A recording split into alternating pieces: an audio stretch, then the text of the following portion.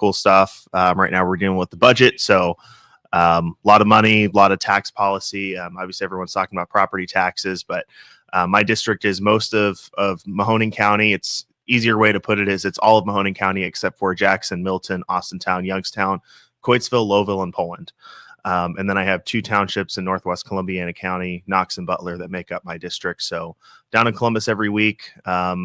The new General Assembly is going really, really well, but it's a really busy time of year with the budget. So I'm excited to get to talk more about what we're doing and talk about some of the issues that folks back here are looking to learn more about. All right. So those are just joining us. Tex Fischer here from the Ohio Congress. And so what's going on in the feel for it? I mean, a lot of changes in some of the leadership positions and some high profile, like some controversial type of things. One of those that I mentioned over the weekend was the merit pay for educators. How's that flying within the legislature?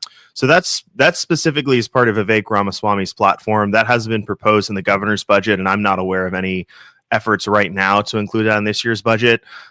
So that's always been a proposal that's been around for a long time. It generates a lot of buzz because I think everybody agrees we need to make sure that good teachers get paid more than what they're making now. If you look at the last 20 years in Ohio, teacher pay relative to inflation has remained relatively flat, while overall education spending has gone up kind of significantly. So I think a lot of people have begun to realize there's a need to maybe rethink the way that we pay teachers. The challenge with that is what is the metric that you can judge a teacher's performance by? I think standardized test scores have been shown to not be the greatest metric for evaluating teacher success. But once we can find a metric to better judge that, I think that conversation becomes a lot more realistic. But in the meantime, I think that's the challenge, is figuring out how do you really quantify all the value that a teacher has. It's not quite as simple as the test scores. If you're teaching a student for 1 year, you really have no control over the baseline level of competence or knowledge they have coming into your class. So it becomes really tough. There are all the socioeconomic factors. The home life is probably the biggest factor in education that the state or the school district has no control over. So trying to figure out a metric would be the first step to making that proposal come true. Yeah, and when these issues happen, I mean, and I really hope when it's being discussed that you get sort of like the fairness, the lower income districts and how they're going to be at a disadvantage, and how teachers get delivered kids where if one classroom is stacked with all the super bright kids and one gets lower end pushed on them, that could affect what they make, proportionally. Right. But I hope that is a consideration, and nobody wants good teachers to get screwed with in what they can potentially make. You know what I mean? Do you feel that, like, does it get political and then these kind of things just die on the vine, or does it stay pretty much everybody's got a problem to solve? No, everything is political. There's always the political considerations to things. So that's a factor. But I think, if Vivek Ramaswamy were to become our next governor, there would be a lot of change, and I think that would be a good thing, to kind of rethink the status quo. If you look at our education systems, I just saw a listing today from US. I think it's the US News and World Report. They do their top. They rank the states 1 through 50, and so Ohio is unsurprisingly kind of middle of the pack. Our education is below average, so we're not seeing any improvements. So I think that shows that we maybe need to rethink the way that we're doing it and think outside the box a little bit more, because if we've been doing the same things and just investing more and more money and not seeing better results, then maybe we need to realign the incentives or think of new ways to do things, because it's really the kids that are suffering. If our education system continues to decline and we're now, instead of in the top 10, we're in the mid 20s or low 30s, that's not good for the kids. It's certainly not good for the property owners who are seeing all these property tax increases, and they're not seeing a better product in return for what they're paying more for. So I think if the system isn't working for the students, it's not working for the teachers, because they're not necessarily any better off than they were 20 years ago. And it's not working for the homeowners and the property owners and the taxpayers. Then I think we need to explore all options. Now, if they create a disruption on the federal level with Department of Education or all these other organizations that, they're taking a hatchet to at this point, does that make things better and easier because you have less federal things that you have to maneuver yourself around? or does it make it worse because now maybe there's some glue holding some stuff together, and now it's on the state level, you got to solve a lot of problems that used to be solved on the federal level? So it has a bit of both. It creates some flexibility. You know, every federal dollar that comes typically comes with strings attached, and so then our hands are tied at the state level, which then further ties the hands of the teachers in the classroom. So I think if you move to a model where you don't have the Department of Education doling out dollars with strings attached, and you simply have federal appropriations to the states to fund schools, I think that becomes probably a better process overall for us. You don't have to deal with, you know, if they were to say they spend $1 billion, by the time it runs through the federal Department of Education, the bureaucracy, the overhead, the rent, the payroll, you know, you've got then $800 million to play with. So if you can eliminate that layer of bureaucracy entirely and just send the money directly to the states to then send to the local schools, I think that's probably a better model overall. But we'll kind of have to see if that were to happen.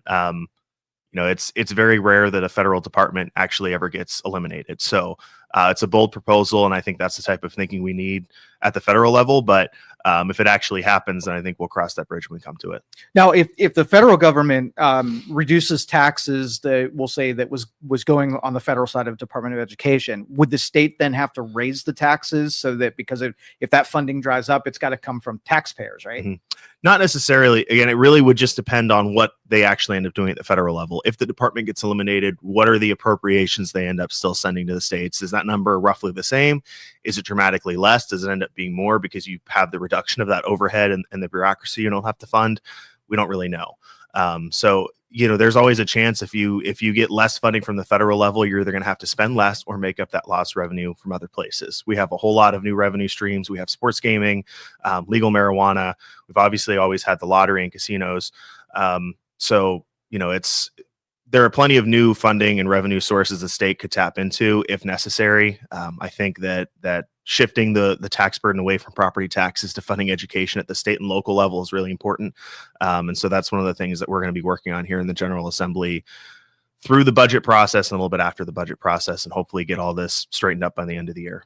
And Ohio's carried a surplus for quite a while, right? I mean, we've been stowing money in the rainy day funds and whatnot. Right. So we're operating very fiscally conservative.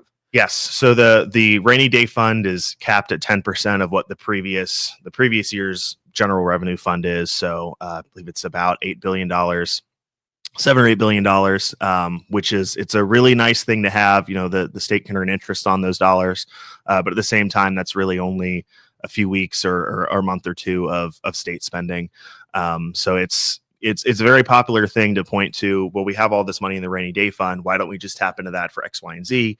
And that is a very fair concern. I don't think much of those funds were spent during COVID, really at all, which you would kind of think would be a good opportunity of a good example of a rainy day. But at the same time, too, if it's when you spend it, then it's gone. And we've been kind of at the maximum level. It's capped at 10%. So it's typically between 90 and 100% of what the cap is. So it's not like we're really stowing away huge amounts of money year over year. It's kind of just money that's been in there for quite a while. And as the GRF grows of the revenue that we have to spend grows every year, or every budget cycle, every 2 years, we just kind of add a little bit on top of there. I don't believe the governor's budget proposal added anything to the rainy day fund. I think it kept it flat. So it's not at full capacity, but it's pretty close. I haven't heard anything on the House side, because right now we're working through the budget on the Finance Committee. If they plan on adding more to that or taking out of it, I think it'll probably end up remaining about flat, which is probably the right way to go. I don't know if we necessarily need to load it up and max it out right now, especially when we have all these property tax problems that the state is going to end up footing the bill for a lot of those reforms, at least in the short term. Now, both on the state as a whole and also our area around here, as far as economic development and attracting businesses to be able to do placements. I mean, let's just say the tariffs, reduce some of the imports. Ohio then can kind of snap back and try to attract some of these manufacturing or technology or whatever. I think Ohio's done a pretty good job with Intel and whatnot. Were you kind of around when that was going down? I don't know how far back they started, sort of enticing Intel to bring that here. Do you have any? So no, I wasn't involved in that at all. That was definitely before my time in the legislature, but that is a testament to what Jobs Ohio does. They're the state's semi-private, mostly private, economic development entity that I think they were engaged in those conversations for a really long time. I think that the the pandemic really showed that we were overly dependent on China and our supply chain, especially for critical things like chips. So I think there's going to be a much broader push at the federal level and at the state level to try and onshore anything that's in the national security supply chain. I think that's part of why we were fortunate enough to land the innovation hub that was just announced a couple weeks ago. That's going to be focused entirely on aerospace and defense. So a lot of really great opportunities. We have a lot of really innovative companies here in the Valley that are positioned to hopefully grow and expand as this onshoring continues. So I definitely look at it as an opportunity. For us, you see a lot of companies kind of scrambling now to try to onshore their supply chain or assemble more of their products here so they can avoid some of those tariffs. So I think it's definitely an area where we have an opportunity to take advantage of the climate. What about agriculture? I mean, that's going to be something that's kind of going to come up too. How is the health of agriculture here in Ohio right now? So as far as I'm aware, the biggest challenge that they're facing was the drought from last year. So the state did pass during the lame duck session in December. We passed some assistance for farmers that were impacted by the drought. It's a lot of farmers in Southeast Ohio. I believe Columbiana County was in that drought relief zone as well. But the tariffs are going to have a lot of impact on the agricultural sector. I'm not positive what that's going to look like yet or how that's going to end up actually being implemented, just because there's a lot of change on a daily level, on a daily basis at the federal level of, what these tariffs look like. Are they being delayed? And it's all just sort of a negotiation tactic and creates a little bit of market uncertainty. So making sure that the agricultural sector in Ohio, one of our biggest sectors, if not the biggest sector of our economy, is healthy and thriving is really important. But a lot of that is kind of at the mercy of what's going on at the federal level, and that does change every day. Yeah, and I'm kind of curious, let's just say there were some agricultural products that we just couldn't compete against whoever was importing them. So we switched a lot to soybeans and corn and things that had utility, in the short. But if now that opens up where there's margin in enough for farmers to switch back over to some of those consumables, I'm curious to see what they do with that. Right. Yeah, and that's the beauty of the market, and farmers know their industry better than I ever will. I grew up in the city of Youngstown, so my experience with agriculture is growing some herbs and vegetables in the backyard. So right. It's definitely not an area where I'm an expert. My legislative aide in Columbus actually comes from a farming family, so he's been a great resource to help me understand kind of what those folks are going through. And that's been a really, really valuable experience talking to folks at the Farm Bureau. And they're a really good advocate for their community. So I'm sure that if there are policies in place that are hindering farmers here in Ohio, they'll let us know. And if there are things we can do that make sense to help farmers in Ohio, they will also let us know. So they've been a great resource. Yeah, and dragging some of that opportunity up to Northeast Ohio here. What do you have in mind? What's kind of the game plan for including our part of the state in what's happening? Yeah, I think that's the biggest, I think, concern that people had with Jobs Ohio historically was, and I think it was very fair, is a lot of great stuff happened, but it was always happening in Central Ohio. Northeast Ohio and the Valley in particular were always kind of left on the outside looking in. It was, here's another great 4,000 jobs and $1 billion investment, and it's in Delaware County or it's in Pickaway County. And those are, great news for the people there, but my concern is here in the Valley. So with the new Lake to River Jobs Ohio district that we have, they've been a great resource. They've been incredibly helpful. I connect folks with them all the time to try and make sure that we're taking advantages of the resources that Jobs Ohio has to offer. So very grateful for Governor DeWine to have helped push for that, because we are economically in a really unique part of the state. We're part of Northeast Ohio, but we also have a totally different, I think, set of concerns and issues here that need to be addressed. Now that we have that Lake to River entity, that's going to be really, really helpful. So I think there are a lot of things that we can do. We already have a great manufacturing base, but I think there's definitely room to grow there. I think developing, making sure that we have utility resources, whether that's gas, sewer, water, to a lot of these areas, particularly that are underdeveloped. Along Route 11, there's a lot of really, really great real estate that could be developed and used for commercial, residential, manufacturing, and whatever. And just making sure that we have the utilities in those areas to make sure we can develop. If there are people that want to do so, is going to be really important. So we could also have a great opportunities with energy. That's one of the areas that I'm working on the most right now. Is I'm on the energy committee. We're trying to stimulate as much as much power generation development as possible, because we're going to be faced with a crisis here in the next 5 to 10 years. If our demand, you look at our demand curve, we're going to need this much energy, and we're able to create this much right now. We're already importing about 20% of our power from other states, but we have a massive amount of oil and gas resources. We have a lot of people that want to develop renewable energies in Ohio. We have just a massive amount of energy potential. We just need to leverage and make sure we're taking advantage of, because I think that's something that us in Eastern Ohio will get an outsized benefit from. And so I'm really excited about the potential with that. So that could be another thing that could hopefully really turbocharge our economy and help us get this ship turned around. So I want to go to energy in a minute, but let me ask one more question about that last. So what is more attractive about Columbus, if I'm bringing a company in, that we would, if you had the scepter and you wanted to persuade this area to be more attractive than something, situating in Columbus, what would you change here to put us on the map a little bit better? Well, I think part of it is decisions made by the people in Columbus. It's, in the capital estates in Columbus, the people that are there tend to probably have a little bit more of a priority around what they live around. Okay. So that's unfortunately part of the puzzle, but also site readiness is a big part of that. Central Ohio, they just have a lot of sites that are kind of completely undeveloped and ready to go, whether that's agricultural land, or what have you. And here we have a lot of brownfields. So we have a lot of sites that need to be cleaned up to become shovel ready. So a lot of dollars from the state have already been spent on that through the brownfield remediation program. But there's obviously a lot more to go. That's, I think, one program where we get an outsized impact is being able to clean up some of those sites and get them shovel ready for whatever else wants to come along. So site readiness is a huge priority. But also I think having our own entity that's going to advocate for the area is going to be really, really important.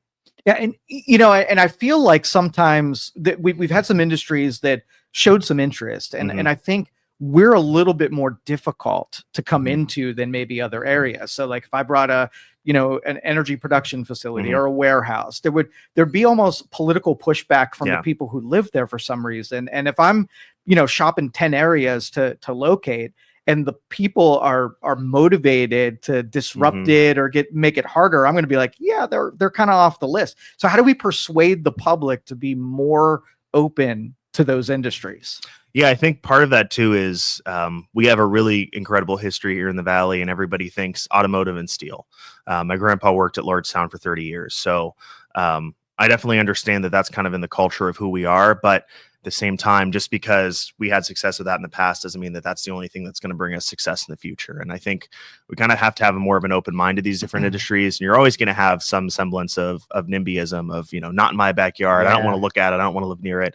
And I understand that. I don't blame people for not necessarily wanting to look at those sort of things or live near it, but everybody's got to live near those things. And if, in the grand scheme of things, if a little inconvenience of driving down the street to have to look at something you may not want to look at means that your property values are going to go up 10% instead of down 10%, and that your kids and grandkids are going to have economic opportunities to stay here in the area so they can, the next generation can grow up around their grandparents. I think those things are really valuable, and we kind of have to break out of this old way of thinking that the only thing that's going to bring us back are cars and steel. Those are awesome things. I want more of those too, but we have to be open-minded and accept that the next generation of the economy may look completely different than what we're familiar with, or it may be kind of similar, but just a newer take on it, like what's going to be going on at the Innovation Hub and at the advanced manufacturing and additive manufacturing, and all those things. But really what it boils down to is those manufacturing jobs that we used to have, they're just never going to have the same scale that we did at one point, just because you can create twice as many cars with half the workforce just because of automation and innovation that's happened. And that's something we have to be aware of too. When the Lordstown plant closed, it was an absolute gut punch, not only to our economy, but to our soul here in the Valley, as that was a big part of who we were. But if you look at the number of people they employed 10, 15 years ago, versus the number of people they employed when it shut down, it was drastically smaller. So that's just kind of the reality we're going to have to accept, that if manufacturing is going to be part of our future, which it is, and I think it should be, it's maybe not going to be quite to the same scale as it was 40 or 50 years ago, and we're going to have to find other ways to fill those gaps. Well, I wouldn't want it anyway, because what we learned from the last time is that when you have only a couple employers that are, they're responsible for so much of the population's, future and prosperity. If you can break that up and have 1,000 companies versus having 20 big ones, like I'd rather the, scaled in different industries and eggs in different baskets. Yeah. Same as anybody who has a good stock portfolio. You want to be as diverse as possible to have a hedge against market forces. And I think that we're certainly moving in that direction. Unfortunately, it's taken 30 or 40 years of us just getting kicked in the teeth economically. A lot of my friends and family members have had to move away because the opportunities just weren't there. And that hurts. That's terrible to experience, whether it's you losing a friend or somebody losing a child to having to move to Columbus or to DC or to wherever, just because that's where the opportunity are. So we have to be able to create the opportunities so that people can stay here. Yeah. Back to energy now, because I think, energy has become, especially in green energy or more of the innovative stuff, there's so much pushback. It's almost like energy became its own religion. And you have people who, no matter what, the merit of it or whatnot, will push back against certain things because they made it political. So, I mean, I could say like solar panels, and immediately you would have someone take shots at solar panels, when if it represents 5% of our energy production and it's manufactured and it's creating jobs here and it's a worthwhile pursuit, I mean, I think all things should be on the table and let it prove out in the marketplace. I completely agree. I think all of the above is the mantra that we Republicans have championed for a long time, and I think we need to mean it and act on it. The way I look at it is, when you plug something into the wall, you're not thinking about where the power came from. You're concerned that it's there and that it's going to work. So the electrons don't care what generated it. Your appliances, your microphone, all these screens, they don't care where the energy came from. They just care that it's there. And so we need to have an open mind to things that if it's going to create jobs, it's going to bring investment, and it's going to help solve our energy problems, we need to be open to it. Some of those are going to be a lot more efficient than others. There are a lot of merits to each different type of power form, but ultimately what I care about is that we're letting the market decide. In Ohio, we have a competitive generation market, which has saved ratepayers, billions of dollars a year overall versus the old model. And I think that's really, really important, because that does mean that we have the opportunity to have private investment come in and try to innovate here. And we need to be open to all of it. I think ultimately the challenges we're facing now are going to be solved primarily by oil and gas, but I think every form of energy has a seat at the table and should be welcome here to compete, just like anything else. We don't want to pick winners and losers. We want to make sure that consumers are winning. We want to make sure that economic development is able to move forward, and all those things require energy, and we can't really afford to be picking winners and losers anymore. We just need to try and open ourselves up to as much development and as much growth as possible. And I'm thinking, like I said, the religion of energy means that there are two different groups. So there's the really dense energy production, like nuclear, like natural gas. And then you have the smaller ones that it takes more energy and effort to be able to get enough of them to make a difference in the marketplace. Well, if I'm a politician and I've got like a hard one, but it produces, or they're both going to be hard to sell, but one's going to take more political energy to keep it going long enough for the public not to totally, gang tackle it kind of thing. And so I think that this skews no matter what in doing what we've already been doing with nuclear and with natural gas. I think that would shortchange some of the other technologies that just need more time to be able to reveal what they can do in the marketplace. Right. And I think that's a great example as to why the government shouldn't really be involved in those processes. We have a competitive market for a reason. I think we need to let it work. House Bill 6 was obviously massively skewed towards certain forms of energy. Most of that has been chipped away at or repealed by now, but there are still some remnants. We have the OVEC subsidy, about $500,000 a day, going to keep 2 coal plants operational, one of which is not even in the state of Ohio, supposedly keeping those plants operational for the last few years. And that's something that I think is going to be going away very soon. You have the utility scale solar subsidies that were also part of House Bill 6 that have actually only ever been paid out to 2 projects. There's a whole lot of money sitting in a bank account somewhere in Columbus. That is collected from all of us in our utility bills that we're paying for the remnants of that corruption scandal. And I think all of that needs to go away, because those are things that are skewing the market. Unfortunately on the nuclear side is the big issue to developing new nuclear is the federal government. The cost for permits and compliance, and the timelines to get those permits are astronomical. The big impediment to nuclear development is 100% at the federal level. I'm sure we'd love to see that at the state level. But ultimately, until that problem gets solved at the federal level, we're going to have to look elsewhere. And we have a lot of opportunities here in Ohio right now with oil and gas. We also have people that are willing to invest hundreds of millions of dollars into solar, in certain parts of the state. And there are obviously a lot of concerns about people don't necessarily want to live near that either. But I think finding a balance that respects the will of a community and also respects individuals' property rights to do what they want to with their land is going to be an important thing we're going to have to try to figure out. Now, can the state sort of like run interference for that? We'll say like building a new nuclear facility takes multiple decades in permitting and whatever, and that's going to span multiple presidents and administrations. Well, if I'm going to make an investment, the one thing I don't want is uncertainty. I don't want to get halfway through a project and get starved out of it and lose the money that I put into it. Right. Can the state do anything to insulate these people so they will make the investment and almost guarantee that a project will come to fruition, even though it could be threatened?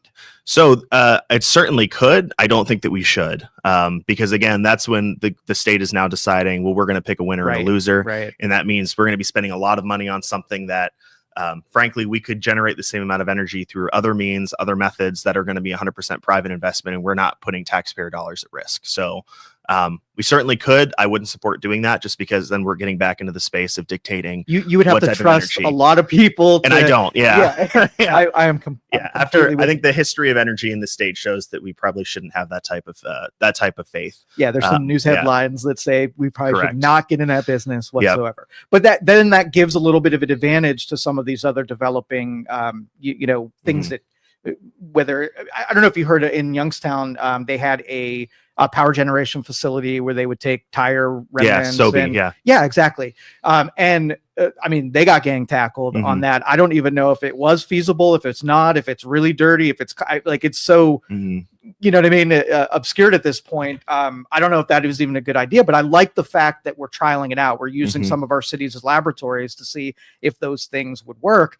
But I just don't think the public is on board with that. Right. And I think that's part of the problem too, is if you look at any major development in our country's history, whether it's the interstate highway system, there was a lot of local opposition to that too. And ultimately, the powers that be had to decide, we're going to have to kind of centralize this approach and not leave it up to local zoning necessarily. So when you're dealing with problems of scale, that's when you may have to be more heavy-handed, but finding the balance between being heavy-handed to make sure there's an environment where people can develop, or being heavy-handed in deciding what people can and can't develop. Two very, very different things. So again, it's all about trying to find the balance between what residents want and also the needs of the community at large. So it just, you mentioned the federal and the sort of the EPA and the regulations. I mean, nobody wants things to be dirty. We don't want things to blow up or be polluted. But the minute that you say that we're reducing regulations, that people think that things are going to become less safe, and we're going to go to the river and it's going to have green fish or whatever. So how do you persuade those people and say, well, that's nobody's interest is into destroy communities through pollution? I think the public pressure and society's attitudes towards those things have come such a long way that it's kind of a necessity for these industries and these companies to make more of an effort to be environmentally friendly. If you look at what the oil and gas industry has done across a lot of different parts of Ohio, massive investments in watershed districts and conservancy districts. I think that there are always going to be bad actors in these industries. And there are still some bad actors today, absolutely. But I think by and large that the public pressure around these things has forced, in some cases, these companies to either step up their efforts or just better engage with their communities to let them know what they're going to be doing, because community trust and community engagement is critical in energy development, whether you're on the renewable side with wind and solar, or on the traditional fossil fuel sides with oil and gas or coal or what have you. These companies are typically pretty good stewards and good partners with their communities. They're investing in infrastructure. They pay severance taxes, but they also write checks, payments in lieu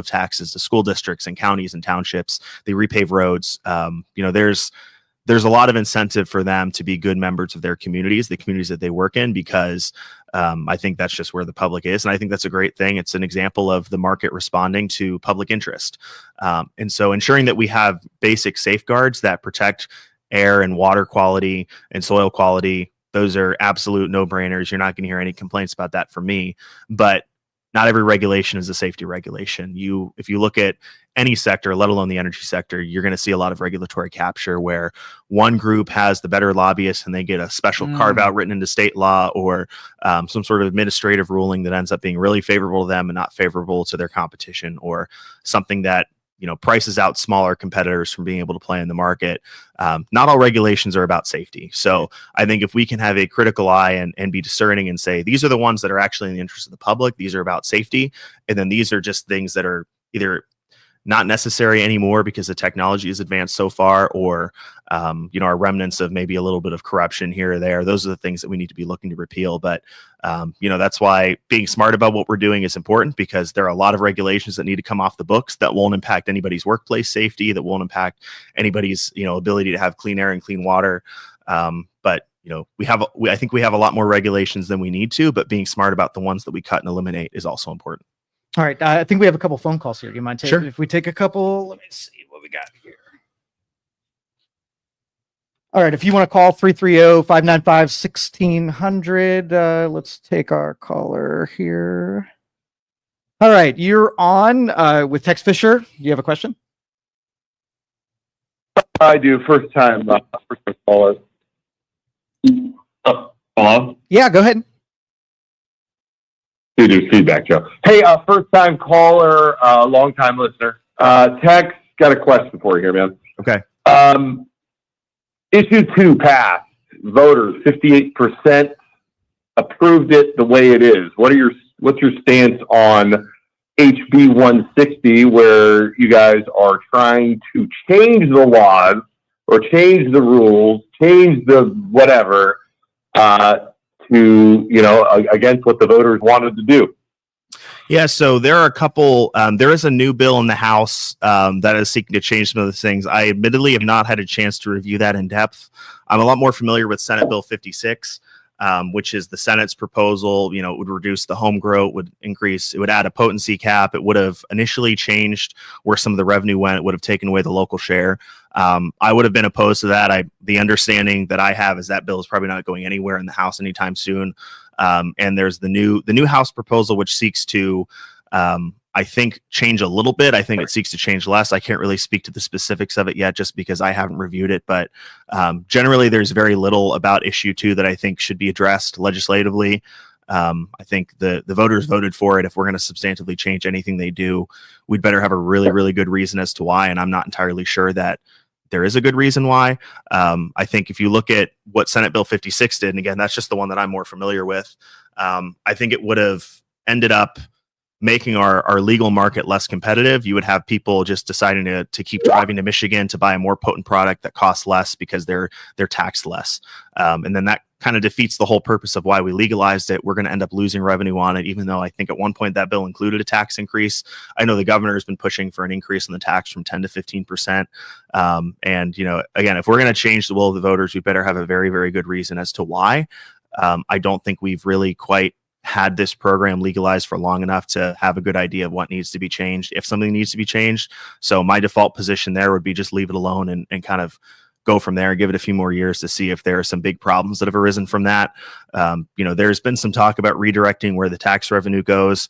I think as long as the local share is left alone, and I know that was one of the things that really galvanized a lot of opposition to Senate Bill 56 right out of the gate, was they wanted to take away the dispensary host community tax revenue stream, which kind of defeats the whole purpose, as it was written in there to make it more feasible, I think, to local governments to be comfortable with the idea of issue 2 by giving them the opportunity to say, we don't want dispensaries in our community. We do.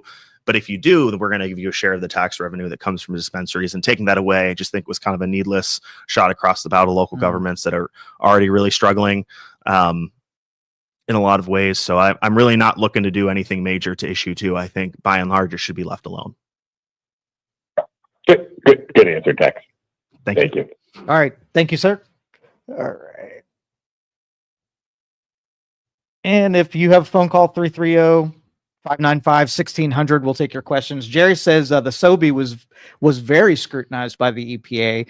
And if it was an issue, it would have been nullified. And if it was to be an issue, it could have been shut down. We cannot go forward by letting uneducated people just say no, because there's plenty of documentation of its safety and examples in Germany and areas of the plants that are in place that the people should be open to savings and jobs creation. Yeah. So if it's already been elsewhere and we can model it after communities that did something and it ended up working, I mean, that's a head start where we don't have to start from zero.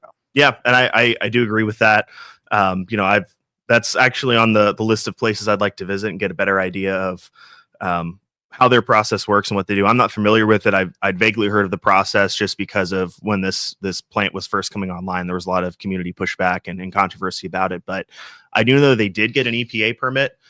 So they were cleared to go from the state. I think the opposition has been more on the city council level in the city of Youngstown. That's been kind of holding that up. So it's definitely something I'd like to learn more about.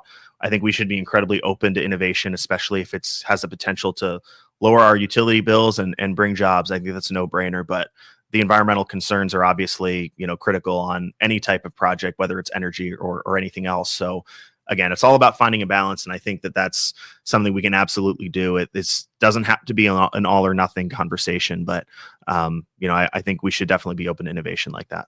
And if this is truly going to be an economic renaissance and we get a chance to kind of take things that might have been too, controversial before, we get a new take on it. I started working with some of the solars, and when you're in an area, you got to take advantage of what naturally occurring things. So if you have cold, take advantage of it. If you have lots of resources, take advantage. If you live by an ocean, take advantage of it. And Ohio isn't great for solar. So when I was playing around with it, I'm thinking, I invested a couple $1,000s. I'm creating some power. It could barely run anything. And the whole time I'm thinking, all right, we're really spoiled as being a citizen of this country where there's plentiful resources everywhere. If we had scarcity, then people would learn how to create things that consume less power. And then the advantage would go to things that generate less power because we're being a little bit more conscious with the what we draw off. So if you can get away with a 900 watt appliance because you've got infinite energy, it doesn't force you to create a 200 watt version of it that's just as good. So I think there's a lot of potential here. There's definitely a lot of potential. And too, I mean, if you just look at the market innovations that have happened in the energy space, whether it's traditional fossil fuels or clean energy or even nuclear, I mean, some of the smaller modular nuclear reactors have a ton of potential long-term, especially for, we talk a lot about behind the meter generation in Columbus right now, which is you have a big facility like a data center, something that's incredibly energy intensive. We don't necessarily want to put, the burden of running something that doesn't create a ton of jobs, but is really energy intensive on the backs of ratepayers and residential ratepayers and small businesses. So if we can kind of streamline things so they can build their own power generation facilities that will just service their facility, and then whatever excess power they're generating that they're not using get sold back to the grid. I think that's a win for everybody because it keeps the taxpayers off the hook. It keeps the ratepayers off the hook. It allows these companies to have a projectable, dependable, stable source of energy directly for themselves. And then ultimately, if they're over generating more than they can consume, they then become a net exporter to the grid. So I think that's a huge opportunities there. I think there's a lot of innovation that's happened in the oil and gas industry. There's a lot of innovation that's happened in the clean and renewable energy space as well. If you look at the difference between what a solar panel is able to do today versus 10 or 15 years ago, worlds apart. And those are all good things. But again, Ohio is, we don't have the most direct sunlight in the world. So I don't think our energy sector is ever going to be entirely dependent on solar. But if people want to come and invest a lot of their own money and people are willing participants in that process and want to lease their land, I tend to think that for the most part, we should let them do that. We have a lot of really important safety protocols around solar in Ohio, where you have to pay into a bond for the full life cycle of your solar lease. So if you say you have 1,000 acres and you want to give 100 acres just to build solar panels, and you lease that land, the developer has to pay every month into a bond that as soon as their project's done and they clean up, that bond funds them restoring the land to its original state. So I think that's a really reasonable safeguard that we have. There are some other factors at play that make solar not necessarily a huge winner in Ohio. Some of it's legislative and policy, and a lot of it is also we just don't have the same amount of direct sunlight that some of those states out west do. So again, I don't think those are going to solve our problems, but if people want to do it, more power to you. I don't think we should necessarily stand in the way. Now, as far as like, as a taxpayer, and you think that there's got to be a bit of corruption that is in the system. Mm-hmm. So like, let's just say you're an oil producer, or you're the natural gas provider, and these other smaller industries kind of threaten to, take a chunk out of what Mm-hmm. you've invested here. How much of that goes on where certain innovations are stifled just because of the big money that's coming from those other providers?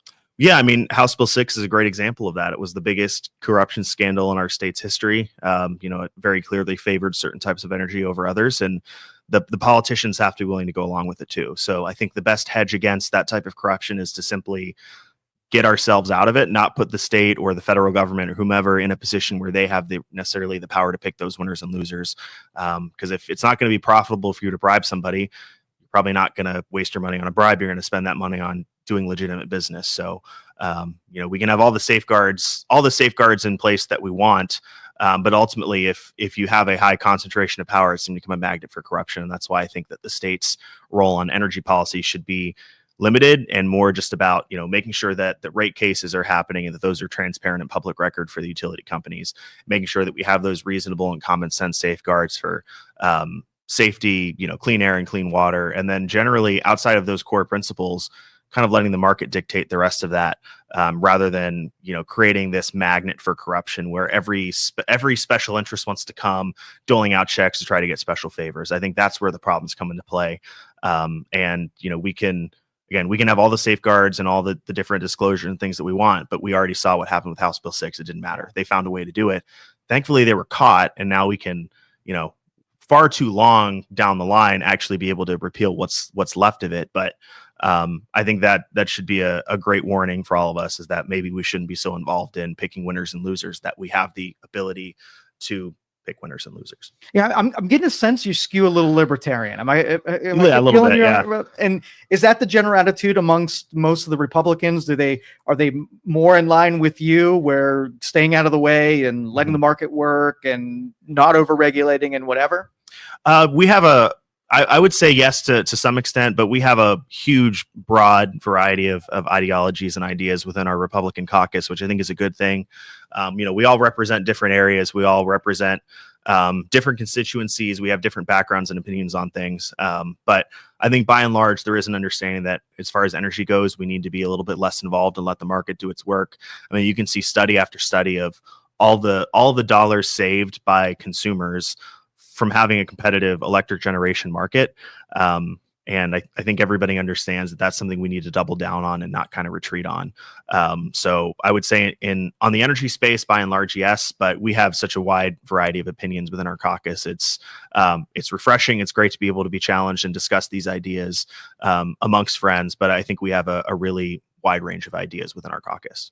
So just on a more personal question, like, how'd you get involved in politics? What made you want to do this? Because politics is freaking brutal. And so you elected to do this. Yes, I just always had an interest in history, history and government. That was, one of my favorite topics growing up. I read a lot of books, and just kind of organically, it was around 2010, 2011, I started to pay a little bit more attention, got involved in 2012, volunteered for the local Republican Party, tried to help all the local candidates back then. And it just kind of turned into a career, made a lot of really great connections, met a lot of great people, and really decided that this is what I wanted to dig in on, and kind of went from there. But it really just stemmed from having a lot of interest and reading a lot of books.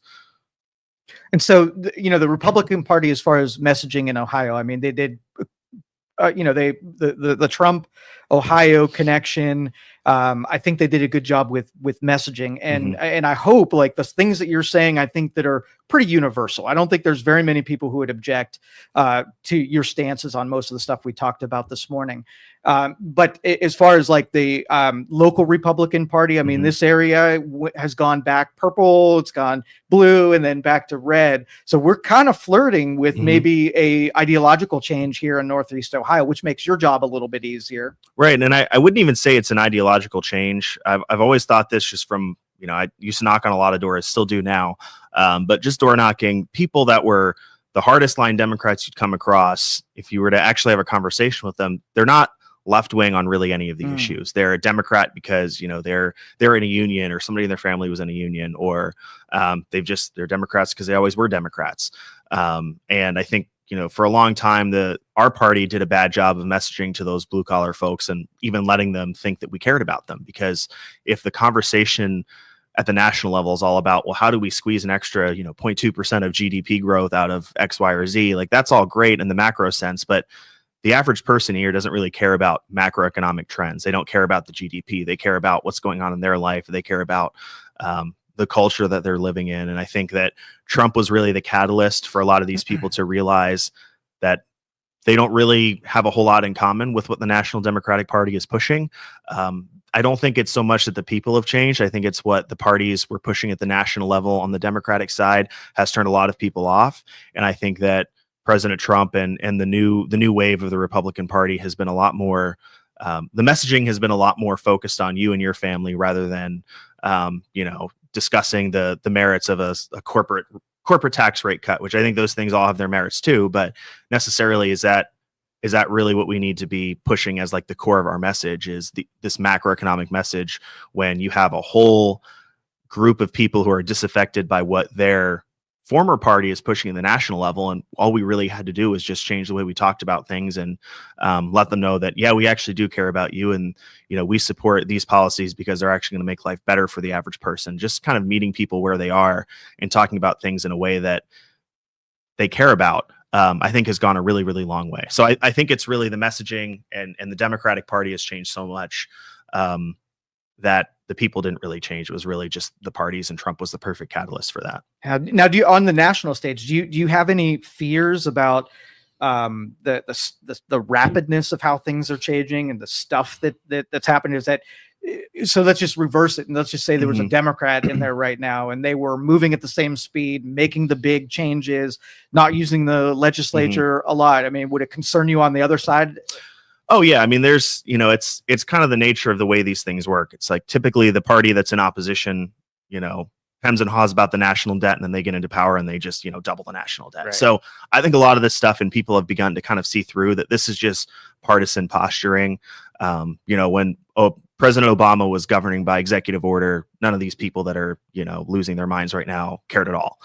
So it really, the reality of the situation, whether you think it's right or wrong, the reality is people are going to be okay with processes that get an end result that they like, and they're not going to be okay with processes that get an end result that they don't like. And that's really what it comes down to. We're dealing with a battle. We're fighting on a battlefield of ideas and outcomes. And getting concerned about the processes is tedious, because there's not one party that's good about respecting, a process more than the other. It's just kind of the way things go. So you really need to judge your elected officials by the outcomes, and ultimately, if you agree with them on the policy points, rather than getting bogged down by discussions about the process. Because I think people voted for some pretty aggressive change.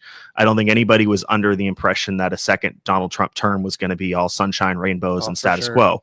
And that's what resonated with me, is being willing to challenge the status quo in a meaningful way, because it's really easy to pound your fists on the table and talk about all the things I want to change. These things are unacceptable, and I'm going to do something about it. Nobody ever does anything about it. And now things are actually happening. And of course, it may not be comfortable or smooth or without mistakes. But you kind of think, we're 36 plus trillion in debt. That didn't happen overnight, and that's not going to be solved by, tweaking something here or there. Like, we're going to have to totally rethink the way that the federal government functions. And it may be messy, it may be unpopular in some cases, but if you look through all the things that USAID was funding, and you brought those individually piece by piece to the people in this community and asked them, do you think this is a good use of 6 million of your tax dollars? I think 95% of people would say hell no. And there are always going to be some good things that get caught in the crossfire, and I think it's important that we always try to correct those things. But at the end of the day, this problem isn't going to be solved by the status quo. Like, we are rapidly approaching an absolute fiscal catastrophe with the national debt. We're going to do a point where we're spending more to service the national debt every year than we are in the Department of Defense. And that's, we're pushing $1 trillion every year in spending just on interest. Like, that's not sustainable. if you go a few more years down the road, we're going to be spending more on interest than we are on Medicare and Social Security. Like that is not something that we should be okay with. That's going to cause far more problems to the solvency of those programs long term than anything that's being cut right now. I'm gonna make a prediction here. Yeah. This is what I hope happens. Like, this will be fun. So DOGE has been given the timeline of about 2027 to kind of do all the cuts and shore everything up. Midterms happen, maybe the pendulum swings, lose the majority in Congress, and the Democrats, when they're in charge, are going to limit executive power, and it makes me smile inside because it's what we could do, right? But now that it's their idea, like the conservatives will secretly be sitting aside and the libertarians will sitting inside saying, do it. Exactly. And that's part of it too, is you have to, I hate to put it this way, but in some ways you have to fight fire with fire. You can't just you can't just sit there and throw your hands up in the air and be like, oh shucks, we can't do anything, just because we don't necessarily like the process that the other side was using. And I think you kind of have to get to that point where you can get everybody on the same page to be like, all right, maybe we should rein in some of this executive power.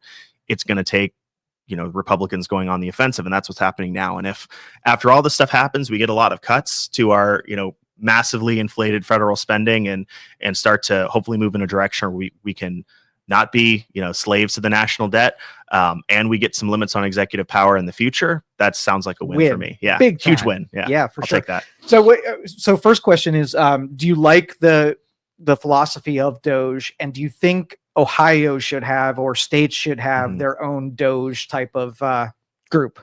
Yeah, I think the philosophy is, like I said, absolutely necessary. And whether you like everything they're doing or not, I think everybody needs to acknowledge that we have a problem. And the problem is, the federal government spending $5-6 trillion a year, borrowing almost $2 trillion of that, and then just passing the buck down to future generations who, their biggest half their spending is going to be interest. So, we're going to have to do something. And everyone's going to disagree on the minutia of like, well, I like this program, but I don't like this one. Right. And that's just part of the way that the process works. But yeah, we absolutely need to radically pare back federal spending. I think at the state level, our starting point is a lot better. The state of Ohio is not $36 trillion in debt. We don't have programs, funding the, to my knowledge, we don't have programs funding the impacts of gender affirming hormones on mice. Things like that we're not necessarily doing, but there is still, in any type of government of scale, when you're talking about a budget that's $90 billion of the state of Ohio over the biennium, there's always going to be room to trim, because the focus should be, what do we all agree the purpose of government is? It's public safety, infrastructure, and education. The state of Ohio and the federal government too, we do a lot outside of those core functions. And I think that a lot of people have some concerns that maybe those core functions aren't being done the best way possible. We still have crumbling roads and bridges. We have schools that are underperforming. We have teachers that haven't gotten a meaningful raise in a very, very long time. We have communities struggling to fund their police services. People can't pass an EMS or a police levy because people are fed up with property taxes, and I don't blame them. We're going to have to do something about these problems. And yes, I think that every state should have some sort of an entity, whether it's the legislature that's overseeing the budget, kind of taking a critical eye to some of these programs and making sure what they're spending money on is responsible. Because my philosophy is, if it's $1 that's spent on something fraudulent, wasteful, or abusive, that's a dollar stolen from the taxpayers. That's a dollar that could be directed to a classroom. That's a dollar that could have been used to fill a pothole. That's a dollar that could have been used to put an extra cop on the street. All those things that if we just right-size government, we can invest probably better in those essential services, but just do a whole lot less of the stuff that's going on the peripherals. So that's part of what we tried to do in the House. Is I founded a Doge caucus among Republican members. Really? Yes. No way. Yeah. And it's, of course, we're a legislative caucus. It's really just about getting people people with like-minded ideas in a room to talk to each other and just explore ideas for legislative solutions. We're not an executive agency. We're not emailing people, what did you do this week? Now I do think that if you're a state or federal employee and you can't explain 5 things you did, that's, 5 things you did for a work week, you should probably be able to do that. I think every job that I've ever worked has had some requirement for a weekly report, just to at least let people know that you're working and what you're accomplishing. I think that's totally reasonable. But that's not what we're doing. It's really just about sharing ideas. But it's been a really great group so far. We're going through the budget to try to make sure that we're right sizing things. And, we are thankful that our starting point in the governor's budget proposal is not a massive increase in spending. It's a relatively modest 3 to 4% increase. But the downside is we're talking about a 3 to 4% increase over the baseline of a multiple budget cycles that were heavily inflated by federal COVID dollars. Those dollars are gone now. We're not getting any more, and there's very, very little left that keeps getting shifted around. So I think understanding that if our baseline can't necessarily be those COVID inflated budgets, we're going to have to be a little bit more mindful. And, if you look at what's happening with the school funding proposals, is a lot of our local school districts are taking a hit. And part of that is the formula is set up to disincentivize successful public school districts. So if they become more reliant on property tax, I'll use Boardman as an example. Boardman is facing, under the governor's budget proposal, a pretty significant reduction of state funding by $1 million. So, part of that is due to enrollments declining, and everybody, you can have declining enrollment, but everybody still wants the same dollar amount. And I understand that, but that's not really the way that it should go. If you're losing students, you're going to have to accept that you probably are going to get a little bit less funding for the students you're no longer educating. But is it really fair that we have successful school districts that are facing $1 million cuts in state funding because they're more dependent on property taxes? And then it just kind of creates this cycle where you get less funding, so you're more dependent on property taxes. Because you're more dependent on property tax, you get less state funding. And it's overall just not really working for anybody. So those are the sorts of things that I think it becomes a lot easier to solve those problems. It becomes a lot easier to solve the property tax issue, because a lot of people don't realize this too, is what you're necessarily supposed to pay in property taxes after you get your homestead exemption, your owner occupancy credit, and all these different carve outs and credits we have. The school districts aren't losing out on that money that you're saving on those credits. The state is writing a check to the school districts to make up the difference. So the school districts are always made whole. Local government's always made whole by these tax exemptions and tax credits. It's just the state picking up the tab. So to get some of the targeted relief we need right off the bat, that is going to require the state picking up a bigger tab for property taxes. And I think that's absolutely necessary. We have seniors getting taxed out of their homes. It's just the system isn't working. So there are a lot of places I think we could save money to be able to redirect some of those funds to covering some of those property tax bills in the short term, until we figure out a system that's going to work a little bit better. All right, so this isn't going to be an easy question to answer, because nobody can seem to solve this one, but we're going to take a crack at it. We're going to solve the world's problems here today. So with the Department of Education and how public schools are already, they're struggling, and having private schools that are more innovative, that are breaking out and taking some of the funding away from the public side of things. So how do you both inspire private schools that might create models that are directed more at different learning styles, different specializations and whatever, without having public schools implode just because of the loss of those pupils out into those other schools? Well, you kind of got to think of it too, is you can look at the macros of this entire process and see, if you look at the last 20 years across the state of Ohio, even before Ed Choice expansion, which is relatively recent, the voucher scholarship program, is you see a pretty consistent reduction in enrollment. That's because our state's getting older. We're losing population here or there. People are wanting to go to different education options for their kids. Enrollment's down over the last 20 or so years, about 7% statewide. Over that same time period, the spending has gone up. The teacher salaries have not increased. Class size have gotten a little bit bigger, but where all that money is going is really the area of concern. If you look at it, again, this is not the case for every school district, but this is what the data tells us from a statewide level. Over those last 20 years, administrative hiring and spending has gone up. It's almost doubled. It's about a 90% increase. So we're spending a lot of money. It's not going towards teachers. It's not going into classrooms. It's going to administration. And I think that's the number one thing we need to try and address is, what are those positions doing? Are they necessary? Because if you can think, if a school district 20 years ago was able to have better outcomes in terms of our national rankings for fewer dollars with fewer administrators on staff, why are we continuing just to push forward with this model where the solution to every problem is, well, let's just hire an administrator to run a program? Those are very, very intensive, cost intensive positions. If you look at, the average, if you look at the salary of an administrator or a teacher, any type of public employee, right? You see the salary and it's generally pretty competitive. I don't think anybody thinks that, superintendents or anybody are particularly super overpaid or super underpaid. I think it's a fair market value for their services, their expertise, and their knowledge. But you also got to look at the cost of the taxpayer is far greater than just a salary, because you're looking at a couple $1,000s a month for their health care. You're looking at a few $100 or $1,000 a month for their pension contributions. All these things add up to the point where, on paper, a salary of $100,000 for somebody is really more cost of the taxpayer is probably $150,000 or $175,000 a year. And if we're just continuing to hire more and more administrators that may not be completely necessary, that's where all the dollars are going.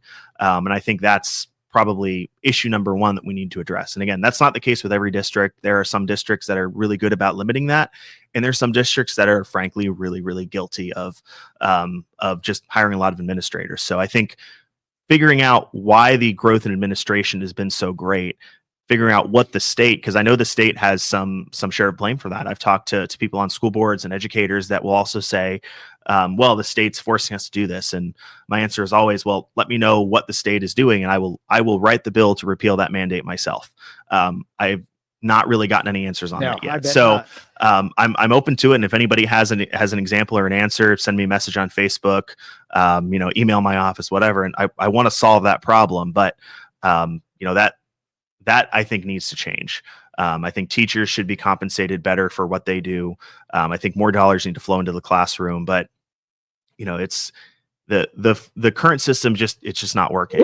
And I think we need to try to find a way to make sure that, students are being given options, because I think that's also really important. But, public schools need to be able to react to the reality of the situation now. And if they're losing students because students have the option to go somewhere else, maybe they need to do a better job at certain things. And again, that's entirely decision by the family and the parents of that child. And they have their own criteria and their own opinions, and that's for them to decide.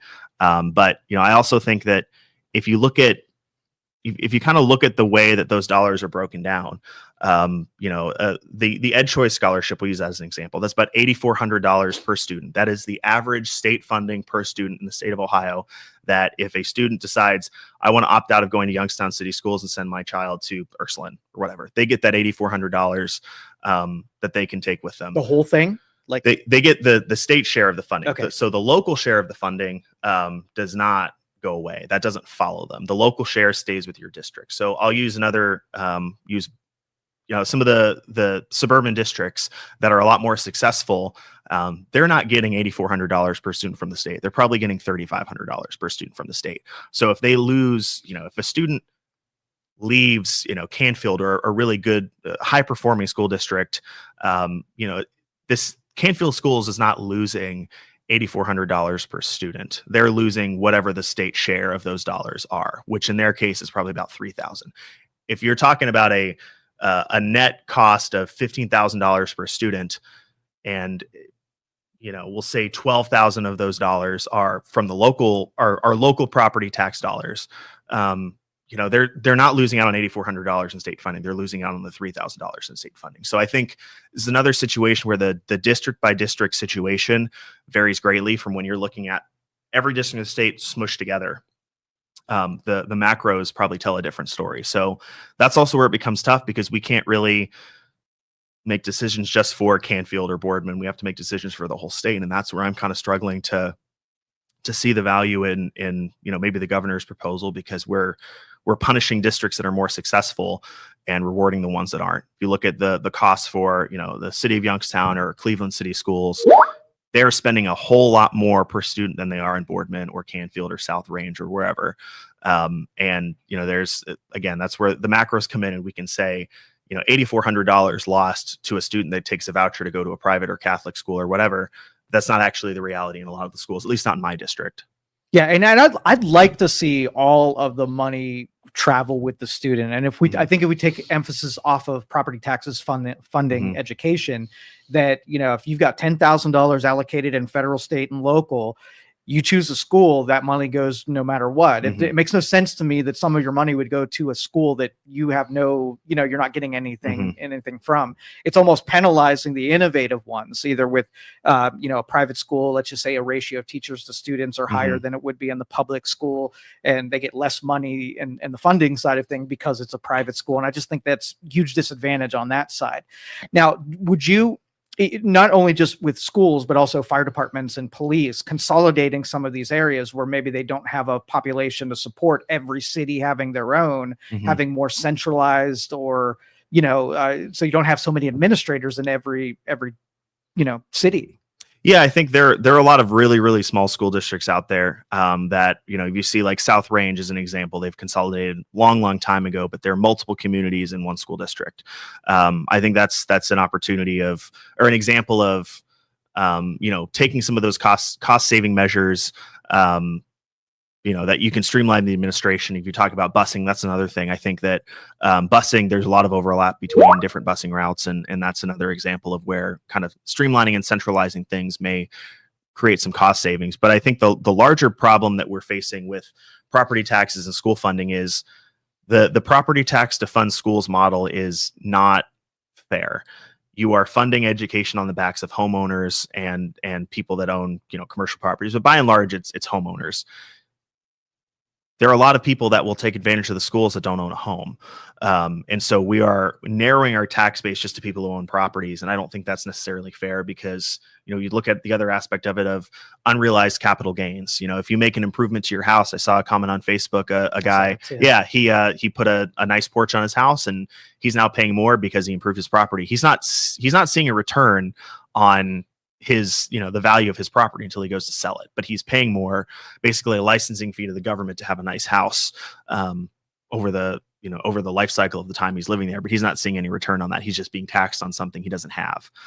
He doesn't have any dollars to show for his investment.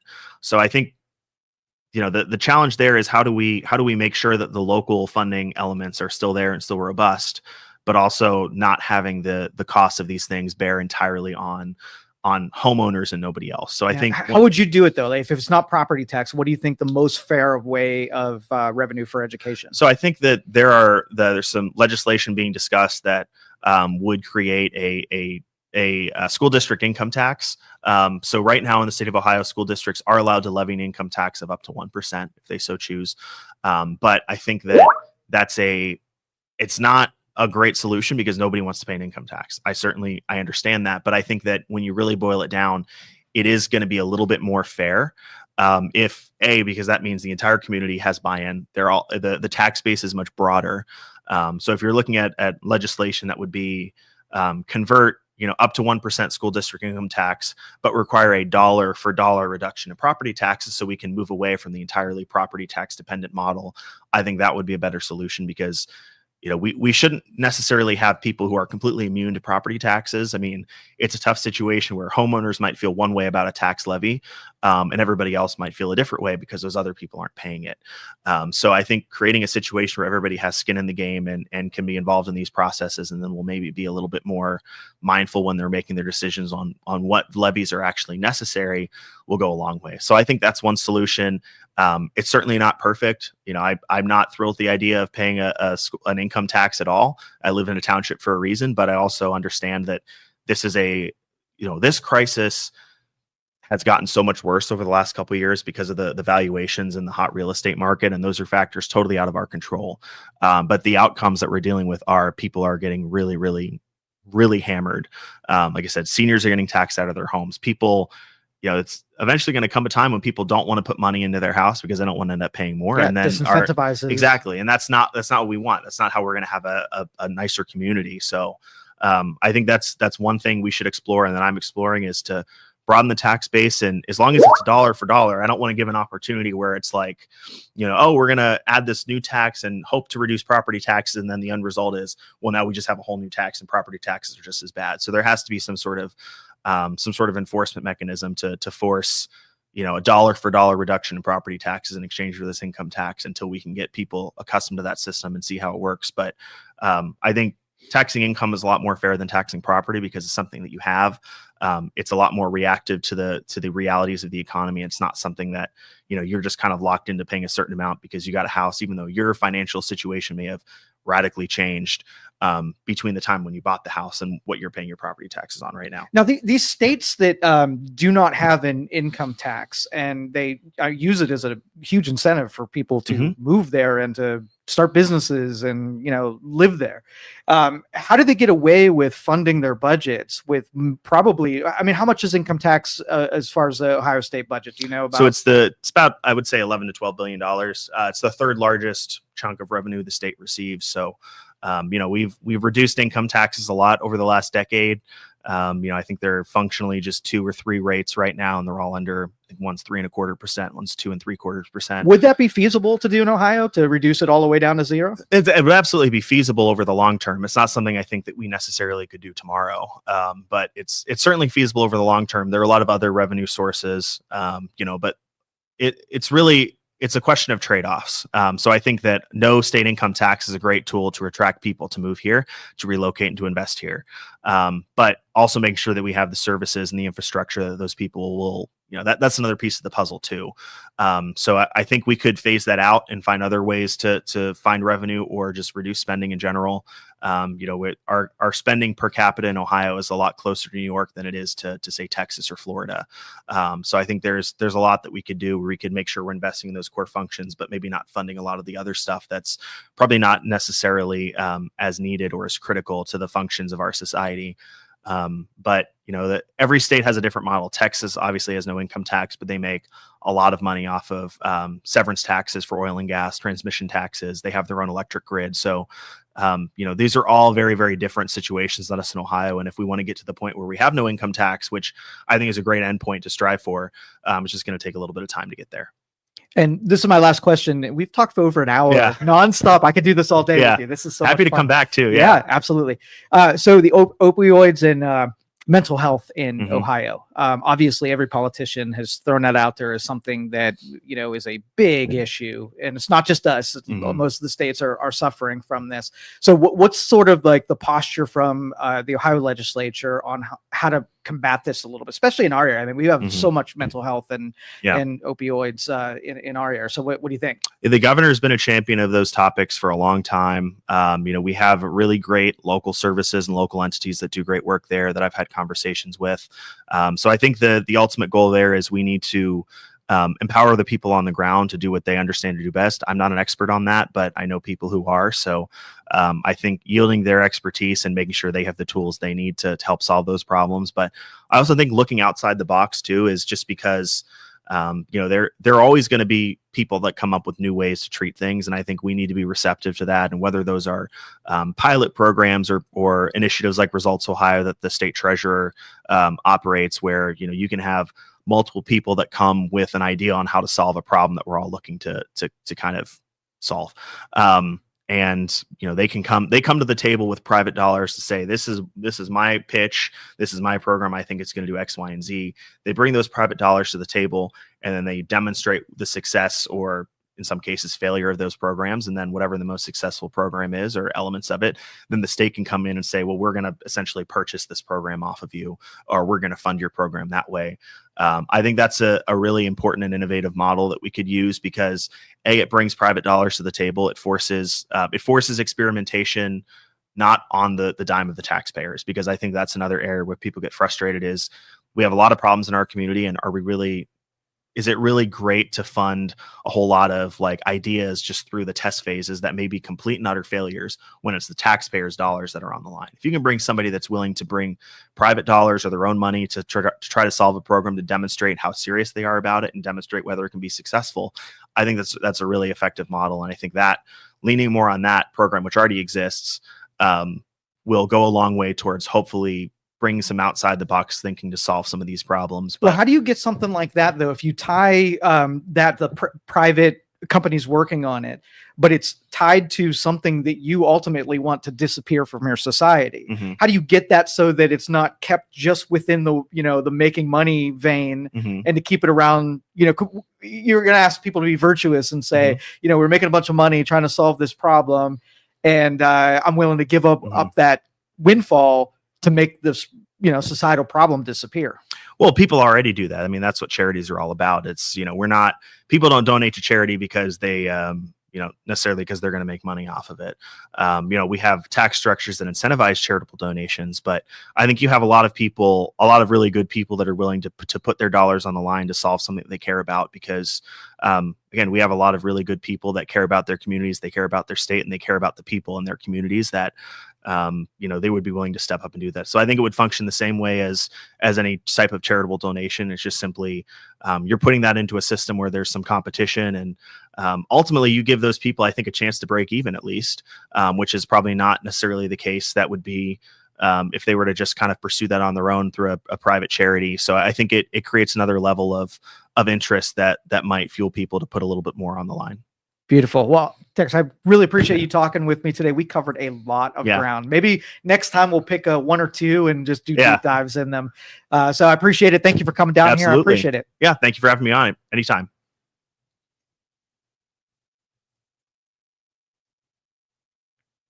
Thank you for listening to this show on Youngstown Studio. This is original Youngstown content. Feel free to share our videos and tell your friends about us. Don't forget to subscribe to our YouTube channel and follow us on Facebook. Thank you for your support.